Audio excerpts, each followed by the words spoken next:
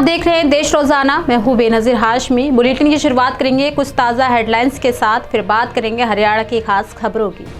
Jail में बंद दिल्ली के सीएम केजरीवाल के इस्तीफे की मांग को लेकर अब बीजेपी शुरू करेगी अभियान। कांग्रेस नेता प्रियंका गांधी ने नैनीताल के रामनगर में किया जनसभा को संबोधित। कहा, अगर 75 साल में कुछ नहीं हुआ तो कहां से आए आईआईटी, आईआईएम और एम्स। बीएसपी ने बैतूल सीट पर उतारा नया उम्मीदवार। अशोक भलावी के निधन के बाद बेटे अर्जुन को दिया टिकट। कंगना रनौत के खिलाफ मंडी से चुनाव लड़ेंगे विक्रमादित्य सिंह। प्रतिभा सिंह का बड़ा ऐलान। गोवा में 5 साल की मासूम से किया गया बलात्कार के बाद हत्या।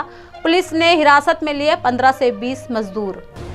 भाजपा ने स्टार प्रचारक की लिस्ट से हटाया सीएम शिंदे और डिप्टी सीएम अजित पवार का नाम। बता दें, प्रधानमंत्री नरेंद्र मोदी के नेतृत्व में 40 स्टार प्रचारकों की एक संशोधित लिस्ट पार्टी की तरफ से भारत के चुनाव आयोग को सौंपी गई थी। लोकसभा चुनाव के लिए बिहार के तेजस्वी यादव ने आरजेडी का घोषणा पत्र किया जारी, जिसमें देश भर में 1 करोड़ सरकारी नौकरी देने की कही गई बात। वहीं लोकसभा चुनाव से पहले आरजेडी को लगा बड़ा झटका।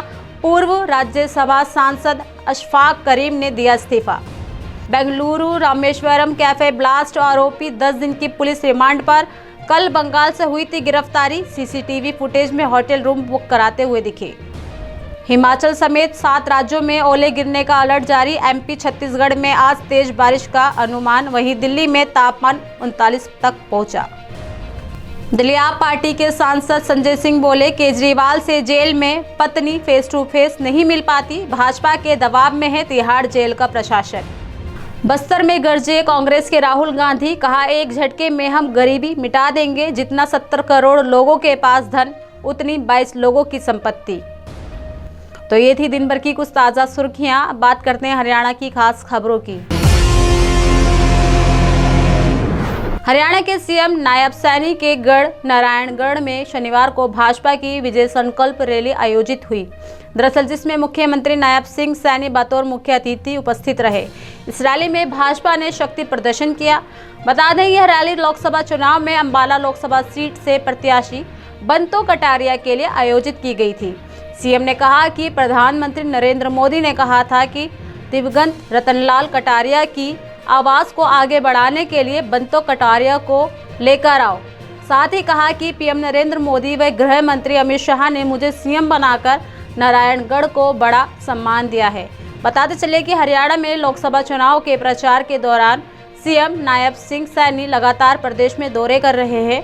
वहीं अंबाला में सीएम ने कहा कि आचार संहिता लगी हुई है, मन की बात मन में है, मगर 4 जून के बाद आपकी हर एक बात को सुना जाएगा। पंजाब में किसानों के विरोध से बचने का भाजपा ने नया फॉर्मूला निकाला है। पार्टी विरोध को शांत कराने के लिए अब किसान भाइयों का ही सहारा ले रही है। दरअसल एमएसपी की गारंटी सहित अन्य मांगे पूरी ना होने को लेकर पंजाब में भाजपा को किसान संगठनों का विरोध झेलना पड़ा। हालात यहां तक आ पहुंचे कि भाजपा प्रत्याशियों को गांवों में घुसने तक नहीं दिया गया। ऐसे में अब पंजाब भाजपा ने किसानों के विरोध से बचने और उन्हें शांत कराने के लिए नया फॉर्मूला तैयार किया है। अब देखना यह है कि भाजपा ये नया फॉर्मूला किसान संगठनों के विरोध के आगे टिक पाएगा या नहीं। बताते चले कि पंजाब भाजपा किसान मोर्चा ने शुक्रवार को प्रदेश के सभी 13 लोकसभा सीटों से किसान मोर्चा के लोकसभा चुनावी कैंपेन कमेटी के सदस्यों की घोषणा की है। प्रत्येक लोकसभा सीट से 1 इंचार्ज और 4 को इंचार्ज बनाए गए हैं। कुल 65 लोगों की नियुक्ति की गई है।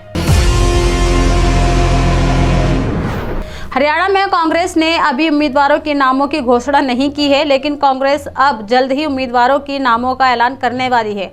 दरअसल कांग्रेस ने 9 लोकसभा सीटों पर प्रत्याशी चिन्हित कर लिए हैं। बता दें, शनिवार देर रात तक केंद्रीय चुनाव समिति की बैठक में चर्चा के बाद प्रदेश के सभी 9 लोकसभा सीटों के उम्मीदवार घोषित किए जा सकते हैं। वहीं सुबह और शाम को 2 चरणों में हुई राज्य स्क्रीनिंग कमेटी की बैठक में प्रत्येक सीट पर एक नाम का पैनल तैयार किया गया है। पहले चरण में एकल नाम का पैनल तैयार करने में स्क्रीनिंग कमेटी के सदस्यों के बीच सहमति नहीं बनी, लेकिन दूसरे चरण की बैठक में आम सहमति से पैनल तैयार कर लिए गए हैं। इस पर शनिवार को केंद्रीय चुनाव समिति की बैठक में चर्चा होने की संभावना है। बताते चले कि हरियाणा कांग्रेस के प्रभारी दीपक बावरिया ने संभावना जताई है कि शनिवार देर रात तक केंद्रीय चुनाव समिति की बैठक में चर्चा के बाद प्रदेश की सभी 9 लोकसभा सीटों के उम्मीदवार घोषित किए जा सकते हैं। हरियाणा के नारनौल में गुरुवार की सुबह हुए हादसे ने प्रदेश को झकझोर कर रख दिया है, जिस हादसे के बाद अब प्रशासन सख्त हो गया है। दरअसल चल रही जांच में सामने आया है कि हरियाणा के 14 जिलों में 14,124 स्कूलें बसें रजिस्टर्ड हैं, जिनमें से 3,553 का डाटा क्षेत्रीय परिवहन प्राधिकरण के पास है। इनमें से 524 अनफिट बसें नौनिहालों को लेकर सड़कों पर दौड़ रही हैं। वहीं 10,571 बसों के बारे में क्षेत्रीय परिवहन प्राधिकरण का रिकॉर्ड अपडेट नहीं है। ऐसे में सवाल उठता है कि सख्ती हुई तो संबंधित विभाग के अधिकारी खामियां छुपाने में लगे हुए हैं। नियमानुसार स्कूल बसों का 10 साल के लिए रजिस्ट्रेशन होता है और पहले 8 साल तक हर 2 साल में पासिंग करवाकर फिटनेस सर्टिफिकेट लेना होता है। बता दें, ये कार्यवाही आरटीए विभाग के तहत होती है, जिसका पासिंग का शुल्क बड़े वाहनों का 800 और छोटे वाहनों का 600 रुपये तय है। इतना कम शुल्क होने के बावजूद स्कूल संचालक बसों का फिटनेस सर्टिफिकेट नहीं ले रहे। इसके पीछे कारण बसों में कमी बताई जा रही है। हरियाणा, एनसीआर, दिल्ली में लगातार मौसम में बदलाव का दौर जारी है। इस कड़ी में नारनौल में तेज गर्जना के साथ बारिश शुरू हो गई। दरअसल नारनौल क्षेत्र में मौसम अचानक से बदल गया और काले घने बादलों ने आसमान को ढक लिया। तेज गर्जना के साथ बारिश शुरू हो गई। बता दें, इसके लिए मौसम विभाग ने पहले ही चेतावनी जारी कर दी थी। वहीं शनिवार दोपहर 2:30 बजे नारनौल सहित आसपास के क्षेत्र में बारिश शुरू हो गई थी, जो अब जारी है। इस समय बारिश होने से सबसे ज़्यादा किसानों को नुकसान होने की संभावना है, क्योंकि अभी खेतों में गेहूं की फसल कटाई के बाद पड़ी हुई है, तो वहीं अनाज मंडियों में खुले आसमान के नीचे सरसों की ढेरी लगी हुई है। अब जो बारिश में भीग रही है, अगर तेज बारिश आती है तो किसानों को और ज़्यादा नुकसान हो सकता है। मौसम विभाग की माने तो 13 से 15 अप्रैल तक क्षेत्र में बारिश के साथ तेज अंधेड़ की संभावना है। खासकर हरियाणा, एनसीआर, दिल्ली में लगातार मौसम में बदलाव का दौर जारी है। तो ये थी दिन भर की कुछ ताज़ा सुर्खियों के साथ हरियाणा की खास खबरें। कल फिर होगी मुलाकात ऐसी ही कुछ खास खबरों के साथ।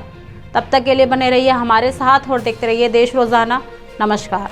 हमारे साथ जुड़े रहने के लिए देखते रहिए देश रोजाना का यूट्यूब चैनल सब्सक्राइब कीजिए। साथ ही देश रोजाना की खबरें सबसे पहले देखने के लिए प्रेस कीजिए बेल आइकन।